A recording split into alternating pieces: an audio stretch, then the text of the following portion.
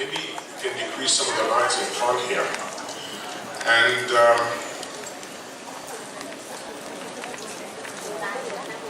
I'll start with the baby in frontal position, and we're going to turn around the heart and then look at the important landmarks. If you want your baby comfortable sitting over there, because it's not comfortable for you to be looking. So the first thing to see is that the right ventricle is the most anterior chamber. You can see the great vessels. We have the main pulmonary and the aortic arch here. And you see that they crisscross. They are at an angle together. However, a little further here, they are going to be joining at the level of the ductus. So if you take a picture and you see the two vessels in parallel, don't be confused with a transposition of the great arteries. We talk about the vessel crisscrossing at the exit of the heart, but not a few centimeters down the road. Another thing you can see also here are the atrial appendages. This is the right and this is the left. You can also see that the pulmonary artery here are most sympathetic to the pulmonary veins. By the way, don't waste your time taking pictures. I will show you how you can get the whole lecture for free. You can download the whole lecture so you don't have to spend time taking pictures. Notice also that there is nothing between the aortic arch and the main pulmonary. If you see something between the aorta and the pulmonary, you have a baby that has a problem.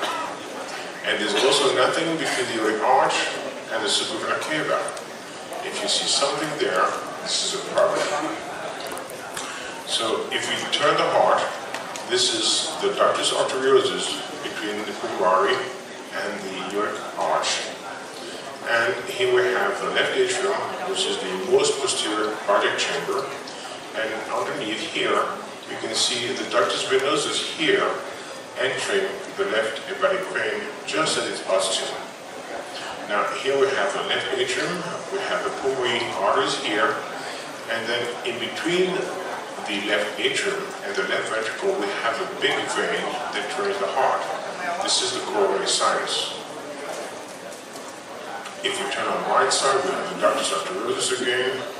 And here from the right side, you can see the pulmonary. And the right pulmonary has three branches. It has a right upper lobe branch, it has a right middle lobe, and it has a right lower lobe. And this is an interesting thing because if you can see the trifurcation of the pulmonary, you know the baby has a three-lobe lung, which is difficult to see. But if you're looking at heterotaxis syndrome, and we'll look at that tomorrow, you can try to recognize what is the left and the right lung. Now, behind the supravenous cava here, you have the azygous arch. In my model here, the azygous arch is a bit thin.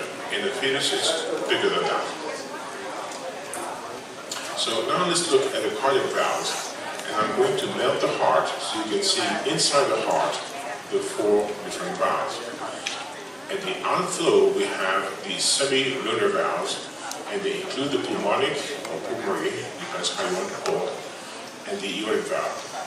Notice that the pulmonic valve is almost outside the heart. There is no cardiac structure surrounding the pulmonic valve, while the aortic valve is more inside the heart.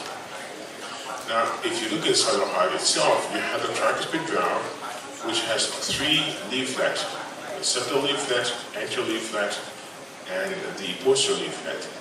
The anterior leaflet has a capillary muscle which is parallel to the interventricular septum, as you can see there. So when you see an image where you have two lines parallel to each other, the anterior leaflet, and you know that you're making a section which is high in the right ventricle, because that's where the anterior leaflet is. Now, most important, you have a septal leaflet. You know that you cannot identify the ventricles by looking at the atrium, because the right atrium sometimes connects to the left ventricle and vice versa. So you cannot use the atrium to recognize the ventricle, but you can use the atrioventricular valve. The tricuspid valve is always in the right ventricle, because it was created by a mechanism of undermining of the endocardium. So pay attention to this septal leaflet. On the left side, there are only two papillary muscles, and you see that both of them are attached to the free wall of the left ventricle. So no septal insertion on the left side. And notice also that each papillary muscle has coated tendinae that go to the anterior and posterior leaflet. So it's not one papillary muscle for one leaflet and the other papillary muscle for the other. They are attached to both. So now let's look at what you see in the cephalocodal views. First we have the aortic arch with the brachiocephalic arteries, nothing between the aorta and the superior cava. When we go down below, we have the cross of the aortic arch. A little further down, we have the main pulmonary that divides into the right pulmonary, left, and the ductus. So the big vessel you see behind the ascending aorta is the right pulmonary. So I'll show you how to pay attention to all these details when we look at the anatomy. If we go further, we have the aortic valve and the pulmonary valve, and behind that we have the left atrium.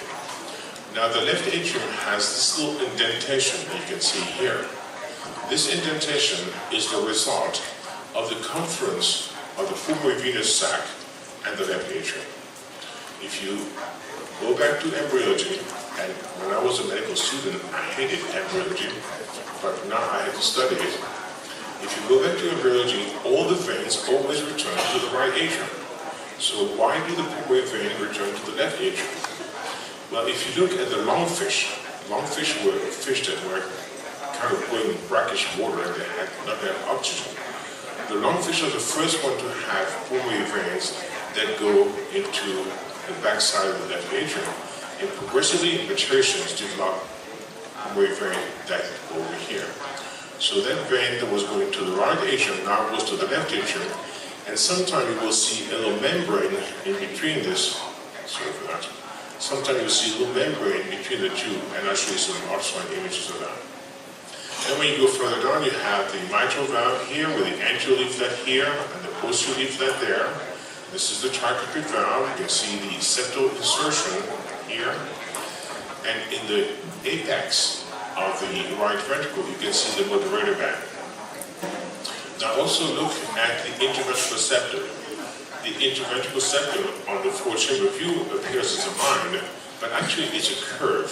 The interventricular septum is curving over the left ventricle, unless you have transposition of the great artery. In the transposition of the great artery, the interventricular septum is more a straight plane. Here again the moderator band. And now we move to the frontal views. And in the frontal views again, the first section you're going to see is the right ventricle, and then you can see the moderator band, the tricuspid valve, the septal insertion. And here we have something interesting. You see the right ventricle, which we just saw in the previous image, is not connected directly to the pulmonary. There is something in between the right ventricle and the pulmonary called the right ventricular outflow tract, RVOT. I usually avoid abbreviation, but this is one that I use often. We also talk about an LVOT, a left ventricular outflow tract, but you'll see it does not exist. This is a misnomer because the aorta is right into the left ventricle. Now look at the inflow of the blood into the tricuspid valve. The inflow here and the outflow over there, an angle. There's probably at least 60 degree, 70 degree angle between the two. And when we try to measure the PR interval, it'll be difficult to get the PR interval when we measure in the right ventricle because of that, because you'll get a good inflow signal but a poor outflow signal. This is the reason we usually get the PR interval in the left ventricle.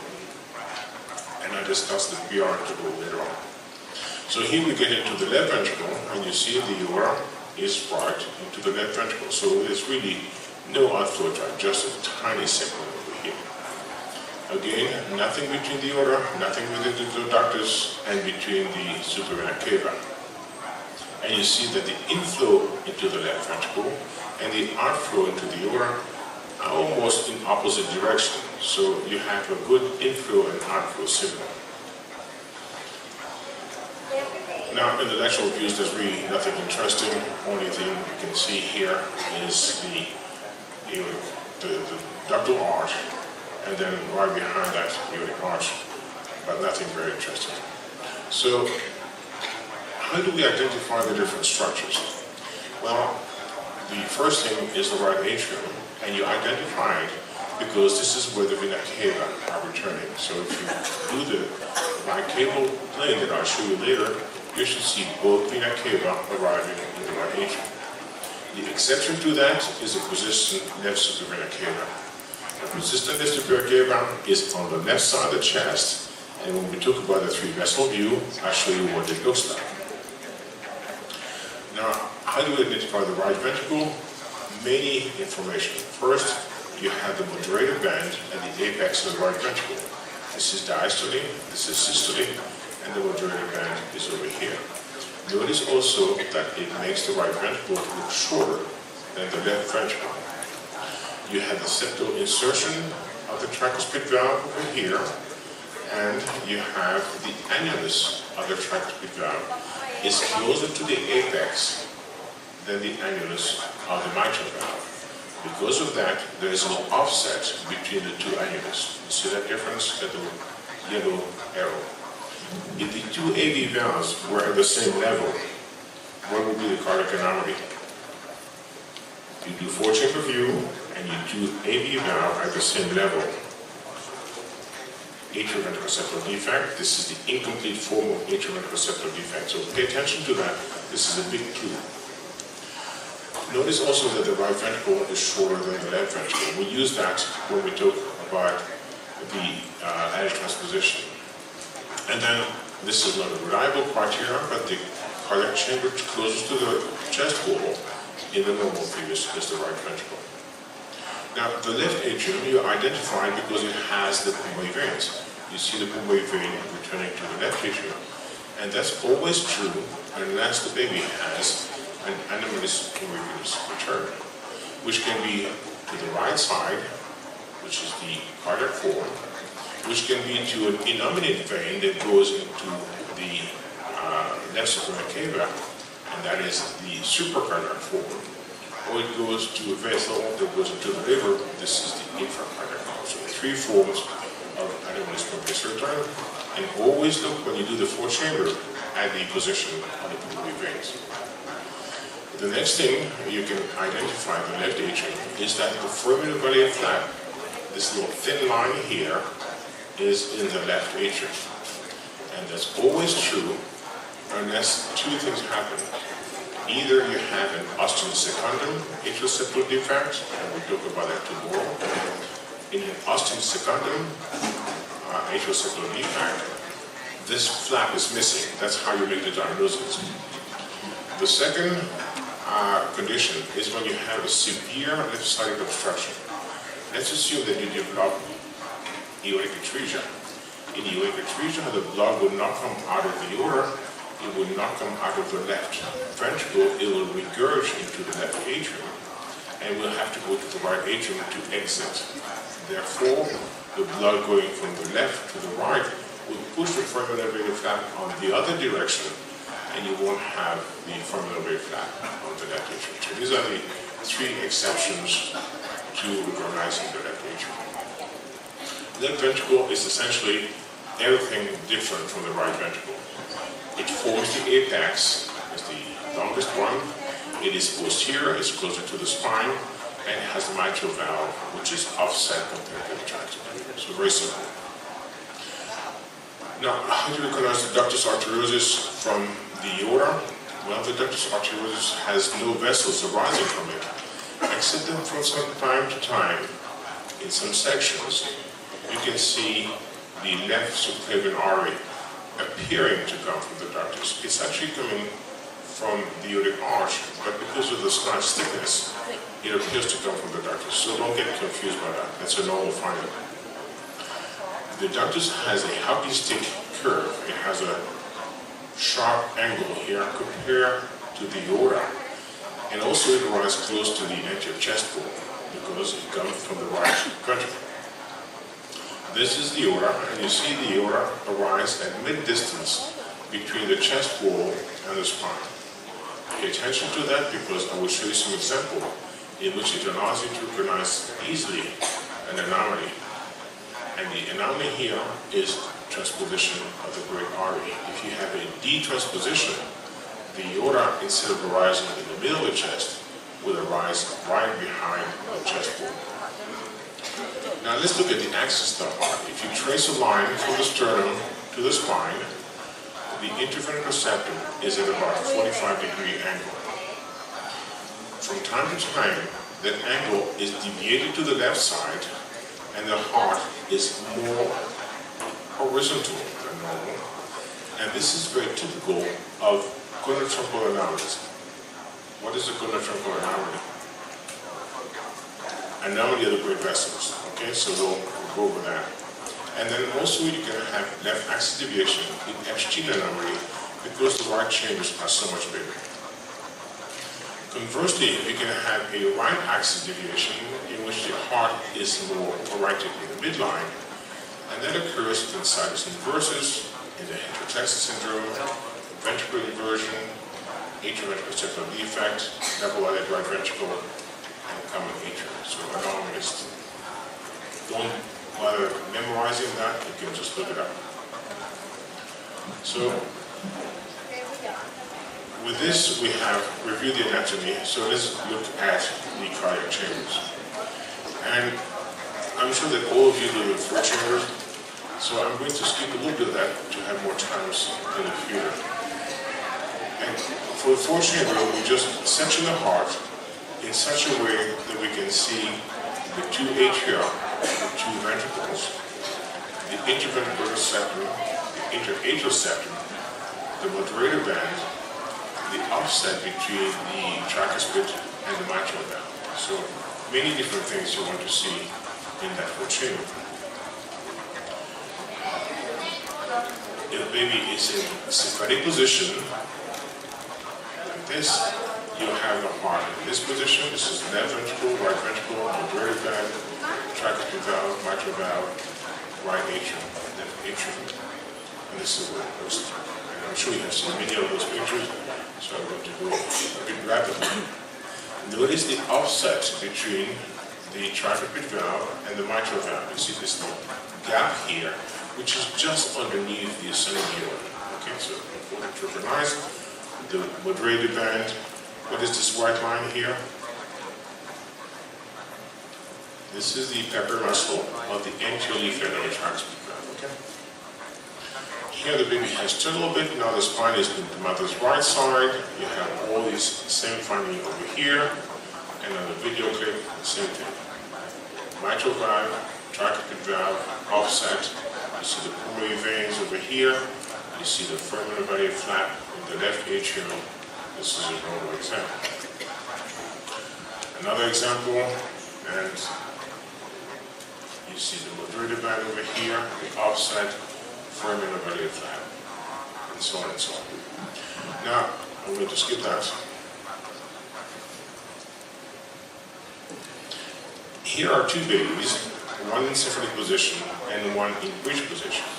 You see that in the baby in sympathetic position, the apex of the heart is on the left side of the screen, while in the baby in the bridge position, the apex of the heart is on the right side of the screen. And this is something that confuses young physicians often. They have trouble organizing the head, the baby inside the mother. So this is the normal position of each of these 2 fetuses. So let's go over the different situation. If the baby is on the right side of the mother, the spine on the right side of the mother, and the baby is in bridge position, the apex of the heart, being on the left side of the fetus, is going to be away from the transducer. So here you have the apex of the heart far from the transducer. If the baby stays on the right side, but is now in sympathetic position, now the left side is in front, and so you have the apex close to the transducer. If the baby is in the same sympathetic position, but now with the spine on the mother's left side, the apex will be away, and if the baby is in bridge position, the apex will be close to the transducer. Now this is something you have to practice over and over again, so that when you look at the baby in just a few seconds, you can identify the position of the baby and the position of the sinus of the baby, which will go after that. I always scan from the pelvis to the umbilicus when I start my scanning, as I show you, and now I know the position of the baby, the position of the heart inside the baby. I know the baby is alive, and I know that if I were to measure the fever, I'm going to be looking over here, not here, not here, not anywhere else. That saves time, and I'm sure that in Vietnam we don't have too much time either, so you want to save time. So practice doing this over and over until it's intuitive. Now, where does the aorta descend? Well, here we have the heart, and you see nothing between the aorta and the pulmonary. Here we have the trachea, and behind we have the esophagus, and now we have the descending aorta at this level. So normally the aorta should be on the left side of the trachea. Some of you have been raised in the countryside, and you've got chickens or turkeys. You know that in birds, the aorta is on the right side of the trachea. In mammalian, the aorta is on the left side of the trachea, and birds on the right side. Many of these birth defects are actually the normal situation in different species. But we have to have the aorta on the left side of the trachea, and the descending aorta has to be on the left side of the midline. If it's not on the left side of the midline, look for a baby that has a cardiac anomaly. You can also have the descending aorta on the right side, and the descending aorta on the left side, or the descending aorta on the right side of the trachea, and the descending aorta on the left side. So there are 4 possible combinations, and you have to look for cardiac anomaly if you have a variation. So this is the normal descending aorta on the left side of the midline. This is a baby whose aorta is on the midline, and here's the baby whose aorta is on the right side of the midline. So what do you see abnormal in this view here? What is wrong in this view? You scan this baby, and you say, oh, this baby has deviation of the axis. Exactly. You see the left axis deviation. You see the intravenous receptor here is perpendicular to the anterior posterior line. You have left axis deviation and right descending aorta. What is the cardiac anomaly of this baby? This is a baby that has a truncal anomaly until proven otherwise. Remember I showed you that the left axis deviation is associated with truncal anomaly, and right descending aorta is also. So this is a baby, you have to find the diagnosis. Don't say, oh, this is a 4-chamber, the baby is normal. This baby has a big problem that has to be investigated. So, a little bit of anatomy. I'm going to skip a lot of this here because I want to spend some time on some more complicated things. Here we have the septal leaflet, easy to recognize. Anterior leaflet of the mitral valve. Skip that. Now, when you do the 4-chamber view, look at the thickness of the free wall of the right ventricle, free wall of the left ventricle, and intravenous receptor. All these should be the same thickness, and the 2 ventricles should be the same size, almost. The right ventricle can be slightly bigger, up to 20% bigger than the left ventricle. Very different from the adult and the pediatric. Now, also notice that this left ventricle often appears more smooth, less trabeculation on the left ventricle than on the right ventricle, but that's a difficult criteria to use.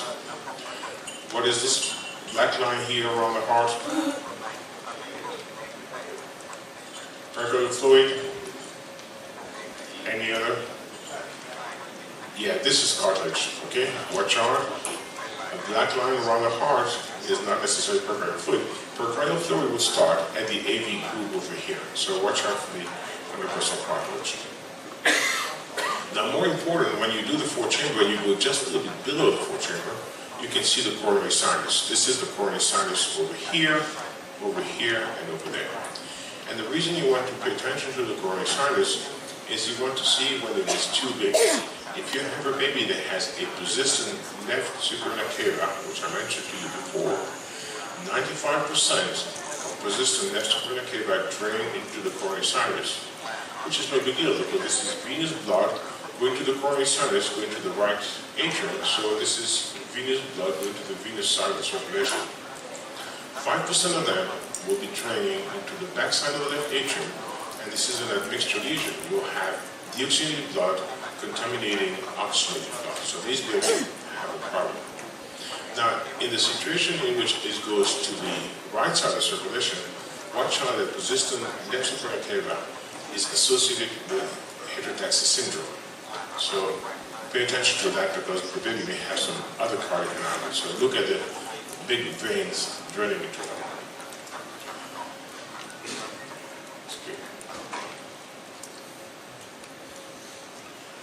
Okay, so when you do the color Doppler, you want to see the inflow into both ventricles should be about the same intensity. And you can see the pulmonary veins over here. We'll just skip on to that. So once you have identified the flow chamber, what do you want to do? Well, first you want to identify the right and the left atria and ventricles, the mitral valve, the tricuspid valve, the interventricular and interatrial septum. You want to see the descending aorta. You want to look at pulmonary veins. How many of you look at the pulmonary veins every time you do a flow chamber? Only 1%, 2%? Okay, homework for when you go back to work next Monday. You have to see the pulmonary veins every time you do a flow chamber. It takes a microsecond when you have to practice it, but you have to do it. Then I think you want to also make sure that the ventricle are squeezing, that they are both moving, not simply one is moving and the other one is squeezing, because that's always a trouble. You want to see that they are both squeezing. And you want to see how they look in systole and diastole. Now, very often, the heart beats too fast for me to see everything. So I take a video clip and then I play the video clip slower because I cannot see all the information at normal speed. So your machine can do that. Take advantage of that feature. In brachial, you want to see that the apex is on the same side as the descending aorta. The short right ventricle is anterior to the long left ventricle. The moderator band is in the right ventricle. The tricuspid valve is more apical than the mitral valve. Equal thickness of all the walls. The foramen are very flat in the left atrium. Pay attention to the foramen very flat. If you don't see it, baby has atrial septal defect. Osteosclerosis, okay? Pulmonary veins returning to the left atrium. No vessels behind the left atrium, aside from the aorta. And the azygos, if you look carefully. And the aorta should be on the left side of the midline. And the axis of the interventricular septum should be 45 degrees from the midline. If you don't have this routine in your mind, make a copy of this next to your monitor, and then check mark everything. And you do this for 50 exams, and after that, it will become a routine. So pay attention for at least 50 exams. In real time, you want to see that they have equal motion on both sides. In Doppler, you want to see there's no ventricular septal defect. How many of you do car Doppler every time you do a flow chamber? The two front speakers here.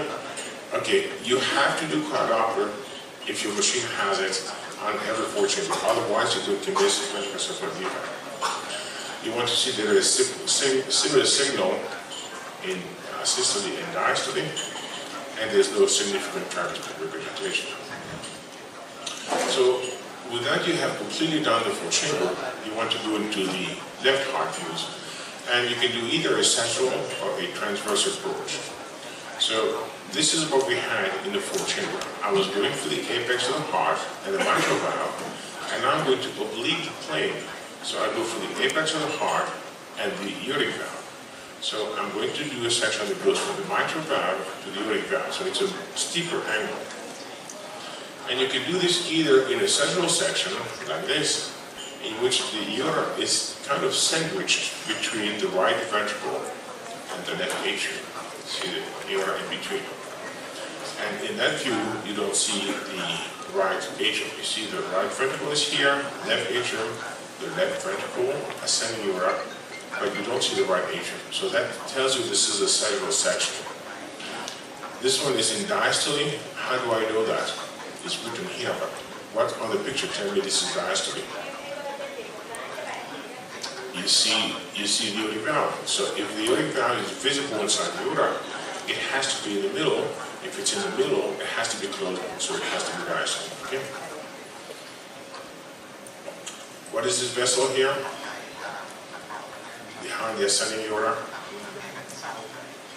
This is the right pulmonary artery. Remember, this is an important landmark to recognize. So here we have the sagittal version of the LVOT. Okay? And you see the foramen very flat, flipping over here. The other technique is simply to stop at the fourth chamber. This is what we had. And then you continue and you oblique the section a little bit more. And then you go from the fourth chamber to the left outflow tract, which is the easiest thing to do because it's the same motion, you just extend it. And in that EQ, you're going to be showing the left ventricle, aortic valve, ascending aorta, and now you can see the right atrium. You see the right atrium is visible here with the tricuspid valve, and this little white dot here is the septal insertion of the tricuspid valve. So this is what you see in this view. Same thing, a bit faster. Now, let me introduce to you the ballerina foot. When you look at the left outflow tract, you want to see the left ventricle as the foot of the ballerina and the ascending aorta as the leg. And this should be aligned anatomically. Compare this view here with this view here. You see the foot over here, you see the leg over here, and you see that the leg here has an odd angle. There's a break here. The leg here is not facing the foot. The leg here is facing the interventricular septum. And in that position, it is an overriding aorta. So here you have the tertiary fellow or any other overriding condition. So pay attention to the difference between one and the other. So here we have left outflow tract, and there are two things you want to see in each one of those sections. You want to see that the anterior wall of the aorta is in direct continuity with the anterior ventricular septum. Over here. If it's not, the baby has transposition, or it has a double added right ventricle, or it has tertiary fellow. So this continuity you have to see. The second thing you want to see is that the posterior wall of the aorta here is in direct continuity with the anterior leaflet of the mitral valve. Okay? Otherwise, the baby has transposition. So this is an important thing to recognize. Once you have done that, you have done the whole left side, and you can go to the left to right sweep. So what you do is either in a sagittal section, go from left to right, or more comfortably, you just extend the view you had before from the left outflow tract to the right outflow tract, which is over here. And that's an important section because now you can see both left and right. This is the left outflow tract with the beginning of the arch, and here you can see we go from the left to the right outflow tract. Okay, so you can see very well the crisscrossing of the two outflow tracts at this level. So here we have a right outflow tract, and you have the aortic arch underneath. Now, remind me when I scan, I want to show you how to hold the transducer. I see many people holding the transducer like this. They put some fingers in front of the transducer and some fingers behind the transducer. And when you do that, what you're doing is locking the transducer in your hand, and if you want to move, you have to move the wrist. And the wrist is not a very precise motion. What I want you to do is, instead of that, hold the transducer between two fingers, and now I can rotate the transducer, and with the other finger, I can angle the transducer. That is a much more precise way of holding the transducer. And one of the problems that people have when they start doing field echo is when they try to go from one outflow tract to the other, they go from the thymus to the stomach and back and forth, and they go too big. So don't use your wrist for motion, always use your fingers for the motion. Here we have the left outflow tract here. So you see there's a very tiny amount of motion between one and the other. So here's what it look like, right, left, and so on and so forth. So I'll show you when we do the demonstration a little later on. Same thing, and you go all the way to the three-vessel view from the fourth chamber and the left outflow tract. Now you can go into the right heart views, and you can do this in a central way, And the only interest here is to show the whole aortic arch, the whole ductal arch. Or you can just stop at the sweep that you were doing, and then you have all the information in the right heart view. And when you do this, you see you're very high in the heart, you're very close to the three vessel view, and you have almost no heart left in the image. So we're very close to the base of the heart at this level. You can see the left outflow tract, consider the left pulmonary, and here you can see aorta surrounding by the main pulmonary, going to the ductus, to the descending aorta. The ascending aorta is over here. This is the right pulmonary, suprared cava, and azygos arch behind it. And then ultimately, you end up at the three vessel trachea view. And that is a very useful picture. You have a line and then two dots. The line represents the main pulmonary. The first dot is the ascending aorta. The second dot is the suprared cava. Now, notice that all these three vessels are not exactly aligned, but they're almost aligned at the front. So if you trace a line that goes from the main pulmonary to the suprared cava, the aorta is almost touching it. Not exactly touching it, but almost touching it. What is this here? This gray thing here. Right lung, left lung, thymus, exactly.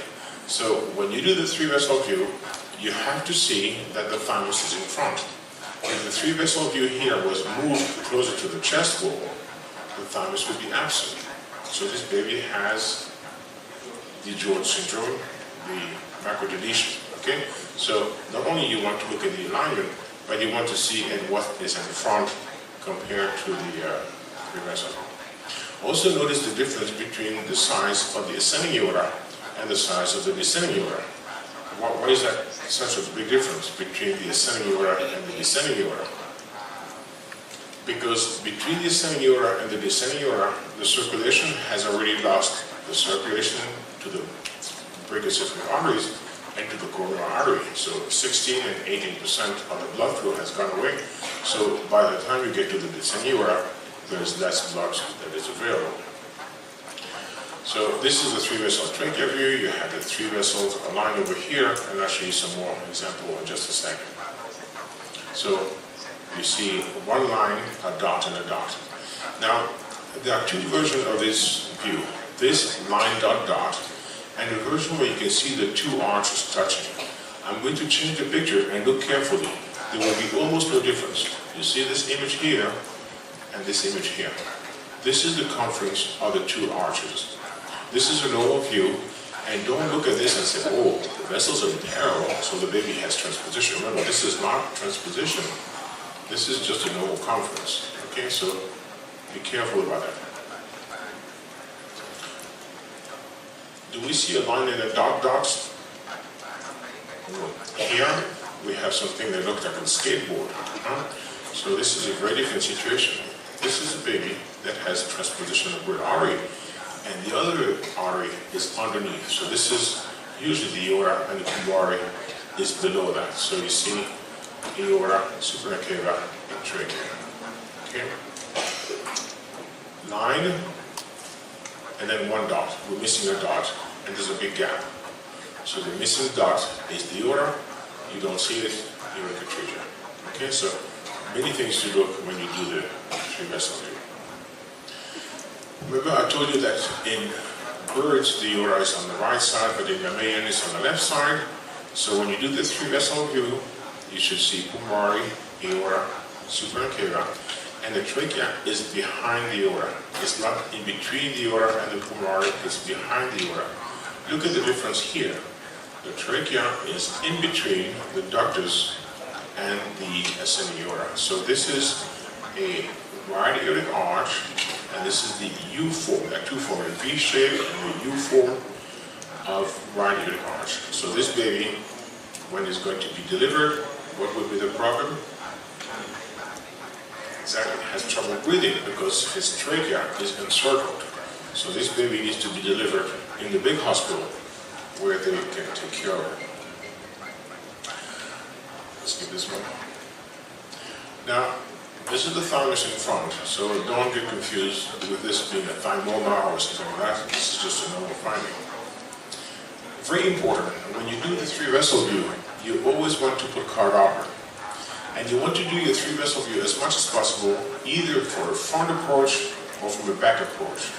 The reason for that is that if you do a three-vessel view collar in the front approach, the blood flow in the ductus and the blood flow in the aorta will be both in the same direction. They will be forward flow, so if you look from the front, they both will be blue. If you look from the back, they both will be red. So, important to recognize that. Let's assume you have a blue vessel and a red vessel. What's happening there? If the ductus is in blue, but the aorta is in red, it means that the blood in the aorta is going backwards. If the blood is going backwards, it means that the baby has an aortic stenosis, or atresia in fact, and the blood is returning backwards to go to the coronary arteries. So always look at 1 versus 2 color when you do the three-vessel view. Also look for turbulence. If you see some turbulence in the three-vessel view, the baby has probably a stenosis in that valve. If you go a little higher, you have the innominate vein, and if you look behind the trachea, you can often see these fingers. It's a normal finding too. More innominate vein, so it means that you are too high in the field of the chest, almost in the field of neck. So this is a three-vessel view. You see the innominate here. You see the superior cava with the azygos arch behind. You see the 2 main stem bronchi here, because once you're below the trachea, you see the main stem bronchi, and this is the normal three-vessel view. Here we have the right outflow tract. Let me show you some images here. So we have right ventricle, right outflow tract, mid pulmonary, the ductus, ascending aorta, the right pulmonary, ascending aorta. Okay, this is superior cava. This is azygos arch. You see, azygos arch is a big finding in the fetus, and there behind we don't have the trachea anymore, but we have the left main stem bronchus and the right main stem bronchus, and behind that we have the azygos vein. And if you follow the main pulmonary, the right pulmonary, you can see the right upper lobe here, you can see the right middle lobe, and here you can see the right lower lobe. So here you get all 3 of the branches of the right pulmonary. And here this is carina between the left and the right main stem bronchus. This is normal finding to pay attention to that. You can see the 2 main stem bronchi at this level. So fundamentally what I have told you up to now to do is the grand sweep. You start in the 4th chamber, you do all the measurement you need in the 4th chamber. Once you have done that, you extend your section a little bit higher. You have the left outflow tract, move to the right outflow tract, and move to the three-vessel view. And if you can do that properly and the baby is cooperating, in 10-12 seconds, you have eliminated 99.9% of the cardiac anomalies. So this is a very efficient way to do the scanning. So you start in 4th chamber, move to the left outflow tract, move to the right outflow tract, before you use shadow, and then you have the three-vessel view. So you have all the information you need to get in one sweep. Again, you can do this at high speed or slow down the clip. I think it's easier to slow down the clip.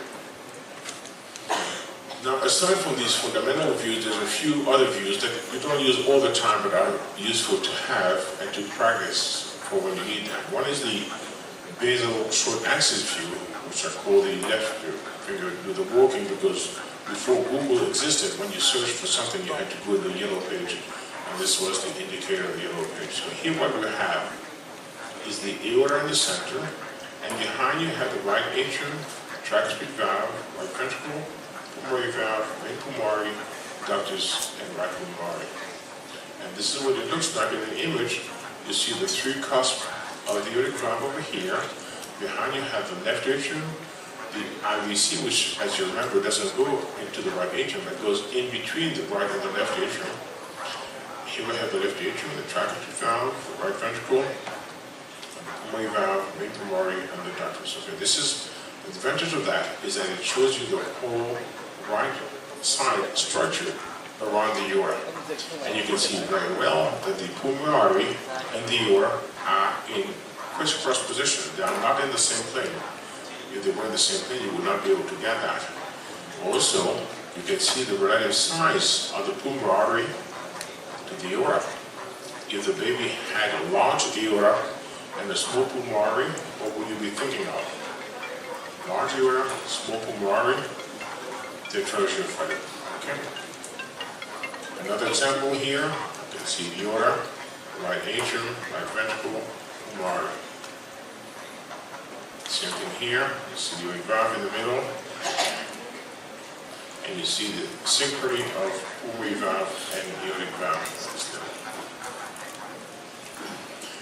And then here you can see the three cusps of the aortic valve. Notice that when you do the left upper track and you measure the size of the aortic valve, it should be the same size as the ascending aorta. If you see an ascending aorta which is larger than the aortic annulus, then it's not normal. And this is a baby that had a bicuspid aortic valve. In a bicuspid aortic valve, there's a stenosis and it creates a jet phenomenon, and the jet phenomenon distends the ascending aorta and gives this image here. Now you can also look at the aortic and ductal arches. I've shown this image here. It's not very important, so we can skip. And here is two babies.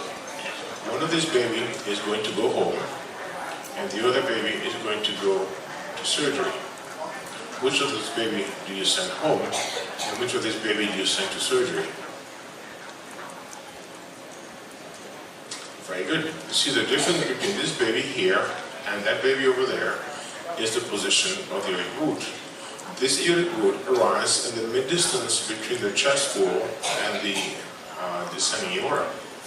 This aortic root here arises in the front of the chest. If it arises in the front of the chest, it comes from the right ventricle. If it comes from the right ventricle, this baby has the detransposition of the great artery. So important to look when you do the arches, to recognize one from the other. And then finally, the last view that I wanted to show you is the bicaval view. So in the bicaval view, we take a section here that goes for the supravena cava and infravena cava, and you get an image like this one. This is the right atrium, this is the supravena cava, this is infravena cava. Here we have the tricuspid valve, and above the tricuspid valve here, you see the right atrial appendage. You see what you see over here? And then you have the right ventricle. Of course, that implies that the baby is in the right position. If the baby is in transverse position, you can't get the bicaval view. Now, look at this image, and here the video clip. You see that we're very close to the ascending aorta. So when I move the transducer a little bit, I go from the SVC to the ascending aorta.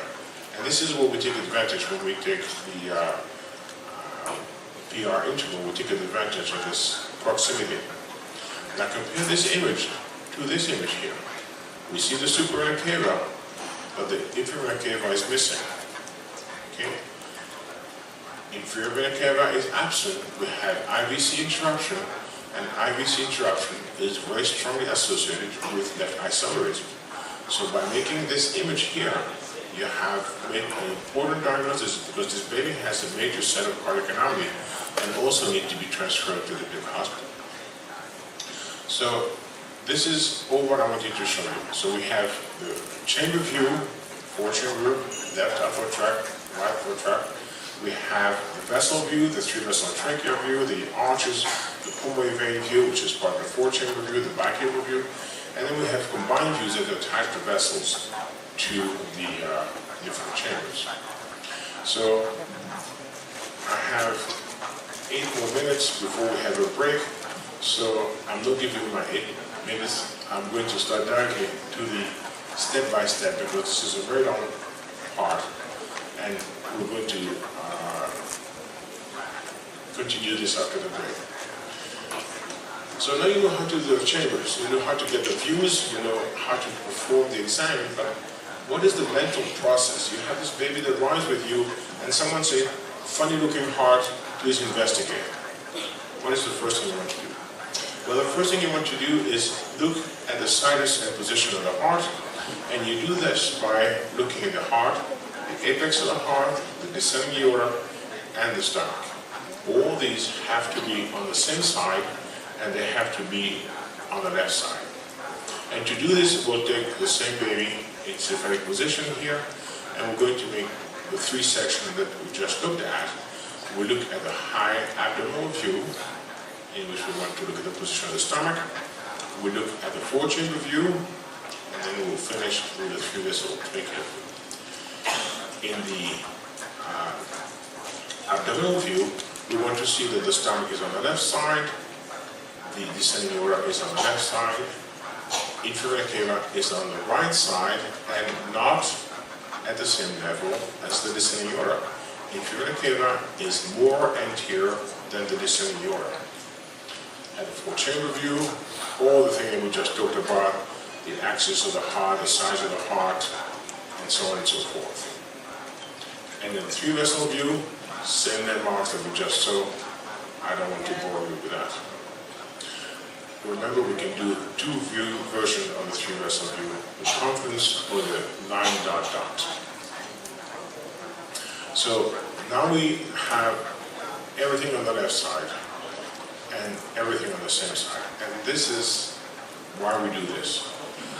The majority of babies that you're going to scan have the apex and the stomach on the left side. This is the common sinus, and in Latin this is called sinus solidus.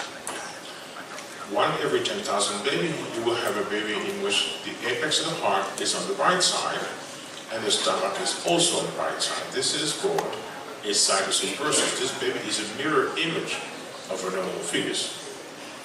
More commonly, you will see babies that have a discrepancy in which the heart is on one side and the stomach is on the left side, and if the heart is on the right side, it's called dextrocardia. And from time to time, you see also babies that have the heart on the left side, but the stomach on the right side. And this is called visceral sinus, sinus ambiguous, many different names. Why does this matter?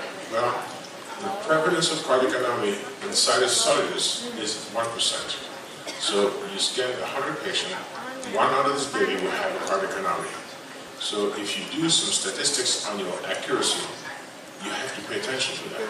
You have to have about 1% baby that have a cardiac anomaly. In sinus inversus, the baby is a mirror image. This is the hedgehog gene.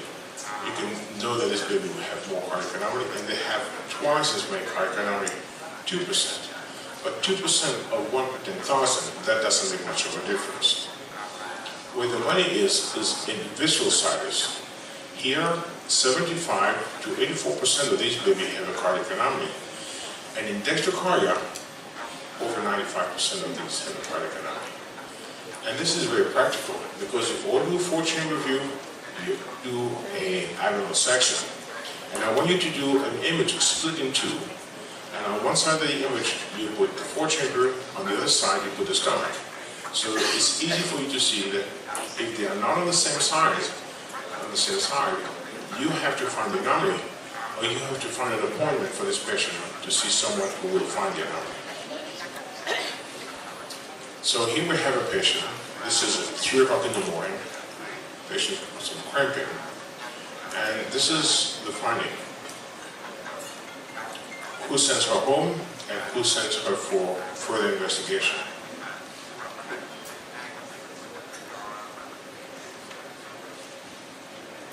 Who says, go home?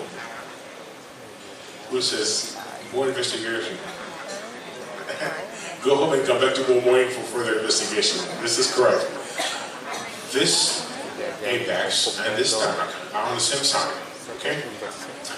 And you see from this image that that same side is next to the transducer. Okay, not away from the transducer, next to the transducer. Since the spine is on the left side of the mother, that side here is the right side of the baby. So this baby has sinus inversus. Okay? So this is a baby you want to investigate further. Not at 3 o'clock in the morning, you want to do a full scan the next day morning. This baby has the stomach on the left side, but the apex is in the middle. What's wrong with this cardiac view here? I mentioned to you before. Yeah, it has right axis deviation and something more. Show me with your hands. AV valves at the same level. Atrial receptor defects. Okay? This baby has the apex on the left side, stomach on the right side, polyhydramnios. Okay? What is the likelihood of a cardiac anomaly? 75%. Okay? Now, a few tricky definition. I've shown you the normal baby, and I've shown you the baby that had dextrocardia. There's one more baby.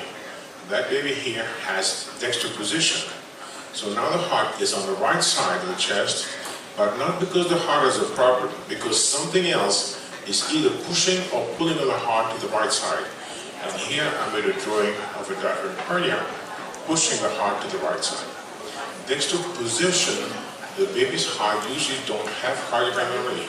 Dextrocardia, 95% of these have a cardiac anomaly, so it's important to recognize this distinction. Okay, so now it's 2:30. We have a short break.